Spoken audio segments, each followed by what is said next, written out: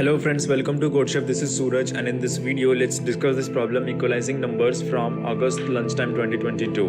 Now let's understand the problem statement. So here in this problem, chef has two integers a and b, and in one operation chef can choose any integer d, okay, and make one of the following moves. So what are the moves? Chef can add d, this new integer d, to a and subtract d from b, or chef can add d to b and subtract d from a, and chef is allowed to make as many operations as he want.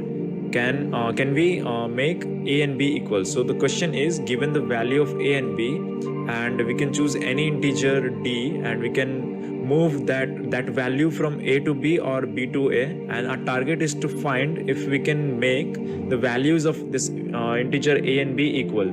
So let's see the input and output structure. So in the input, first of all, we'll get total number of test cases. So here there are two test cases, and for each test case we'll get one line, and in that line we'll have the value of a and b respectively. So here the value of a is 3 and value of b is 3, and here the value of a is 1 and value of b is 2.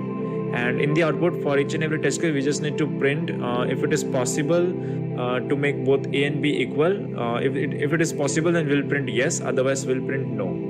Now let's see the sample test cases. So here in this test case, there are total 2 test cases given. Okay, so in the sample input, and here this is the first test case. So the value of a is equals to 3 and the value of b is equals to 3. Okay, so here you can see that the value of a and b are already equal. So the output for this test case will be definitely yes. And for this test case, you can see the value of a is 1 and the value of b is equals to 2. So here the minimum value of b which we can select is 1. So what will happen if you deduct 1 from b and add 1 here? So a will become equal to 2 and this b will become equal to 1. So in any ways you can try, you will never be able to make both the values of a and b equal. So the output for second test case here is equals to no. Now let's discuss the approach. So we are given two integers a and b, and what we can do here is, let's say let's consider this case. If a is greater than b, then every time we can select an integer d equal to 1, and we can deduct 1 from a and we can add 1 towards b. So what will happen? A will become a minus 1 and b will become b plus 1. Okay, and like that we can do until we get a equal to b or we get a less than b. So like that we can do. So here you can see that what will happen. Let's take an example of this value 5 and 3. So in one operation, this 5 will become 4 and this 3 will become 4. So 1 is deducted from here, minus 1, and 1 is added here. So both values got equal. So in one operation, what exactly is happening? Let's see here. Initially, the difference between both the numbers were 2, and in one operation, this difference is reduced to 0. Now let's take another example. Let's say 7 and 3. So now the difference between two numbers is 4, and let's see, in one step it will become 6 and this will become 4. We are deducting 1 from here and we are adding 1 here. So now it will become 6 and 4. So now this distance is 2, and now if we take one more step, so it will reduce by 1, it will become 5, and we'll add this 1 here, so it will become 5 again. So now the difference is 0. So in short, you can check from here that in one step, okay, if we are doing one step, we are actually reducing the difference between two numbers by 2. Okay, so in short, if initially if the difference is a multiple of 2, okay, if difference is multiple of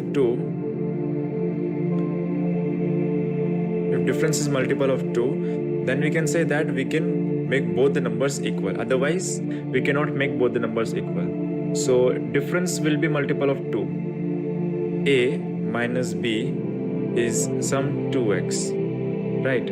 So when it is possible? It is possible when both the numbers are odd, both a and b are odd, okay? Otherwise, both a and B are even. It is possible only when both A and B are odd or both A and B are even. So in short, in other words, we can also write like this. If A plus B is 2x, that is, if A plus B is even, then again A and B is odd and A and B is even. Okay, so for both the situation, like if A minus B is multiple of 2 or if A plus B is multiple of 2, then this condition holds. So in short, if we want to check that if both the numbers can be made equal to each other or not, we'll simply check if A plus B is even. If this number is even, then yes, answer is possible, otherwise answer is not possible. Or you can do it like that. You can simply check A minus B. So if A minus B is even, then answer is possible, otherwise answer is not possible. So using both the methods, you can check and solve this problem. I hope you understood logic to this problem, but still if you have any doubt, now you can use this new feature in CodeChef, that is CodeChef's doubt support. So let me just show you how you can use this new feature. So let's say you go to this practice section and let's say I pick any problem. So let me pick this age limit problem. Then here in this problem, let's say I'm stuck and I'm unable to understand this problem, or you may get any confusion. So what you can do here is you can go to this ask a doubt section, and here you can chat with our experts. So let me start this new chat, and here I'll ask a simple question. So let me ask.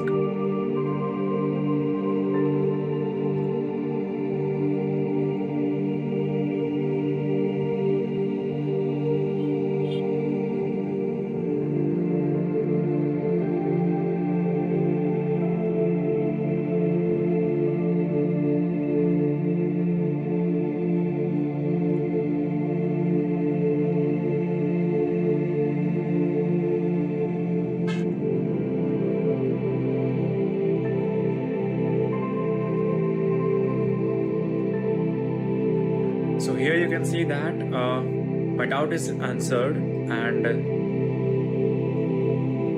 similarly you can also ask your doubts in the doubt support and get the test cases. Then I'm calling solution function for each and every test case, and in the solution function, first of all I'm accepting the value of A and B. Then here I'm simply checking if A plus B is even, then I'm printing yes, otherwise I'll print no. Similarly here I can do is, if I'll simply check A minus B and absolute of it, because any number can be bigger. So A minus B and absolute of it, if that is even, then answer is yes, otherwise answer is no. So here I'm going with the this addition method. Here is a similar implementation.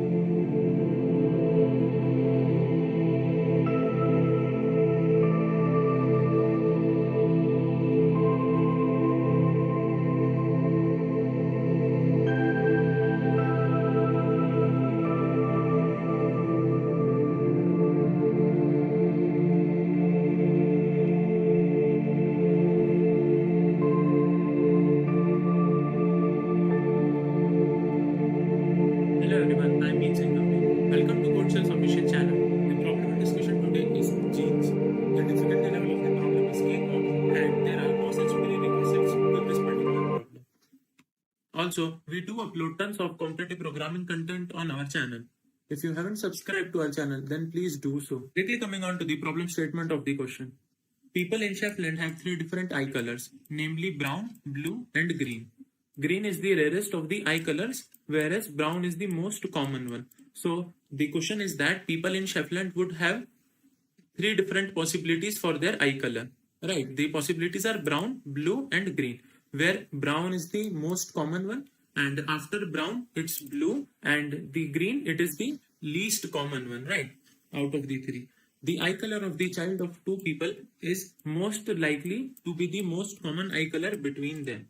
Right. So basically, the point of this particular line here is that the eye color of the child of the two people is most likely to be the most common eye color between the two. So suppose we have brown as the most common, then blue, and then at last we have green. Right. So suppose we have two person which are marrying, and one is of brown and the other one is of blue. Right. So brown is the most common one out of the two. Right. So it is most likely that their child would be having brown as its eye color. Right. So this is the thing of this particular line.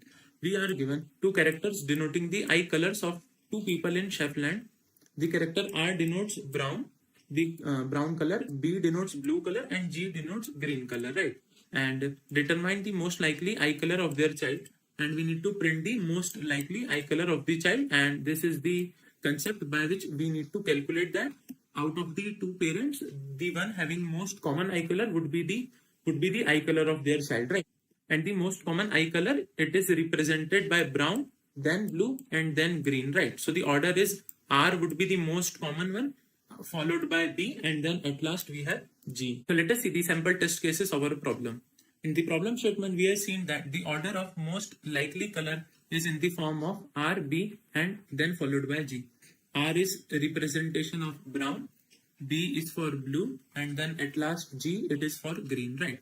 So we need to just check that out of the two parents, the color which is most common would be our answer, right? So here the parent have R and B both. Okay, so the most common out of R and B is R, because the order is R, B, and then G, right? So the most common out of these two, it is R. It means that the color for the eye color of the child, it would be equals to R in this case. So we can answer R for the first case. And in the second case, we have B and B. So the most common out of the two is B. You can take any of the B, obviously. And at last we have the two colors as G and B, right? And the most common out of the two is B, because of the fact that it comes before G in our sequence, right? So B is more common than G. So in order to answer this problem, we just need to print B as our answer, right?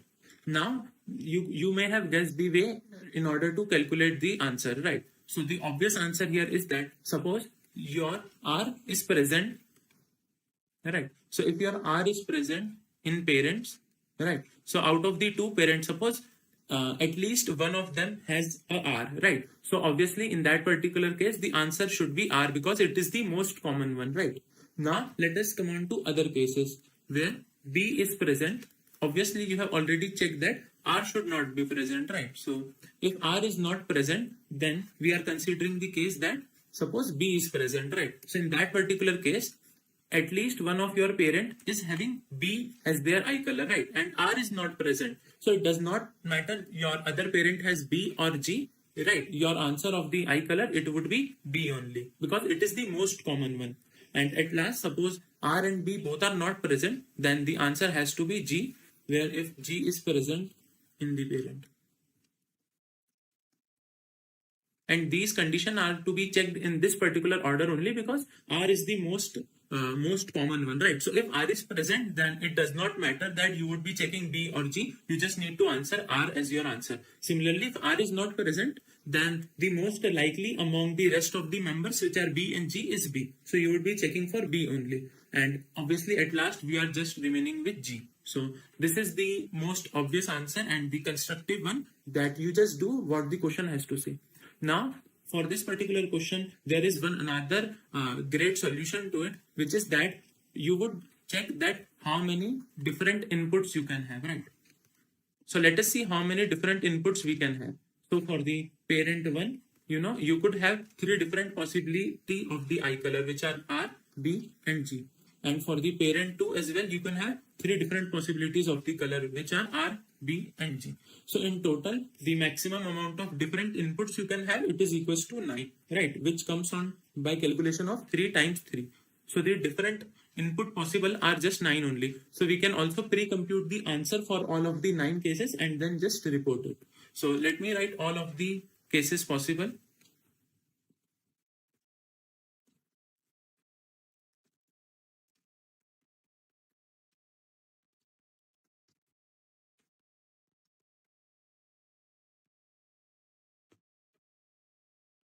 So these are the cases possible, and the order of the most common one, it is R followed by B, and then at last we have G.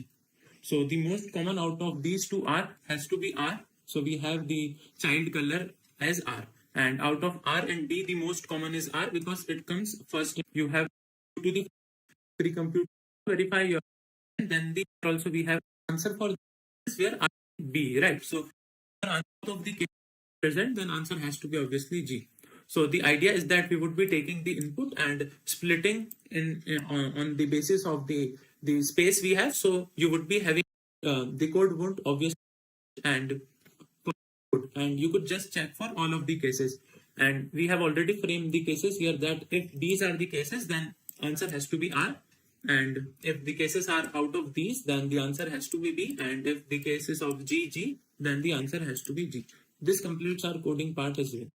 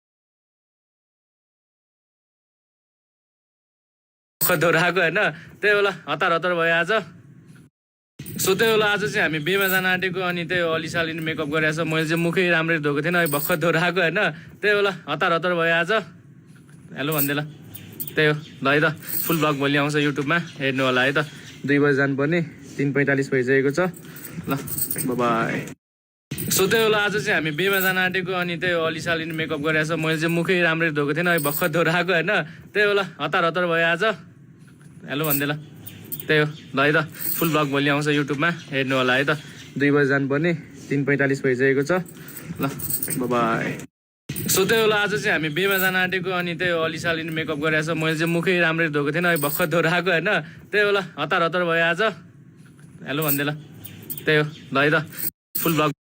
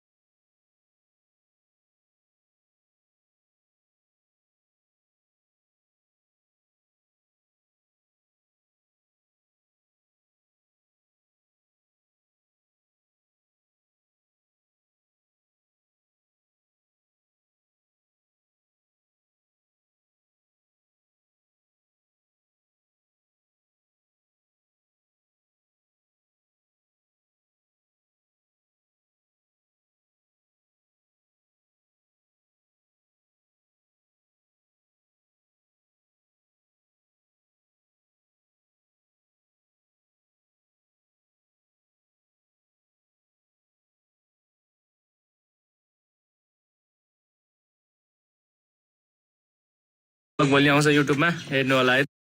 सो त्यही होला आज चाहिँ हामी बेमा जान आँटेको अनि त्यही हो अलिसालिन मेकअप गरिरहेछ। मैले चाहिँ मुखै राम्ररी धोएको थिएन।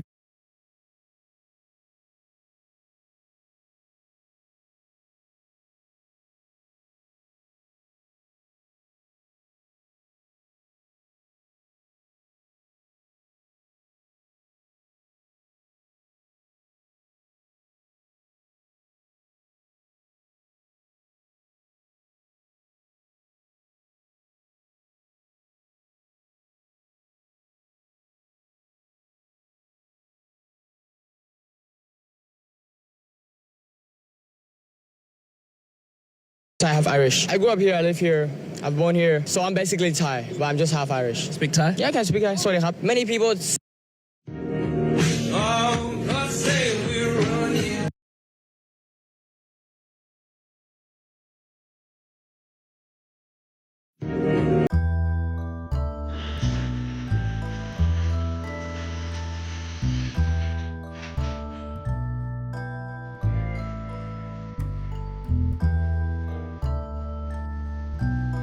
नमस्कार, मेरा नाम प्रशांत किराड़ है और मैं एक शिक्षक हूँ, मैं एक टीचर हूँ और आज की वीडियो मैं सीबीएसई के लिए स्पेशली बना रहा हूँ। हम And can you imagine, it has just started to rain here. Our player of the match, Mr. Khalid Zamil, Vice President Public Affairs Aramco, to none other than Virat Kohli. Let the emotion